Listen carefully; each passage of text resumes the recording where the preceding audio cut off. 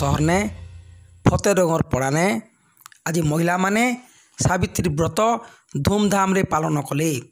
सकाल उठी घर सब काम सारिकिना सावित्री पूजा लगी सब फल मूल रेडी करिकिना सावित्री व्रत करवा लगी एकाठी हिकिना गोट जगह ने बसिकिना पड़ा पड़ा ने सावित्री व्रत पालन कले। पूजकों मंत्र ध्वनि रे महिला मान को हुलहुली शब्द रे पड़ा आज सुंदर परिवेश सृष्टि करिथिला। देखन सावित्री व्रत लगी महिला माने गोट जगह ने बसिकिना केनता पुराण सुनुचन एक सुंदर परिवेश सृष्टि हिची।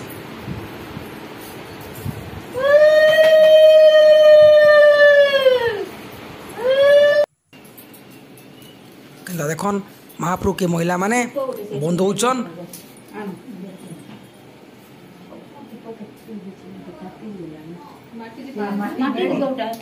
दीप धूप दीकिना तुलसी गछे पेन दीकिना केनता पूजा पाठ करुचन। देखन फल मूल सब सजेकिना बाढ़ीचन भगवान लगी।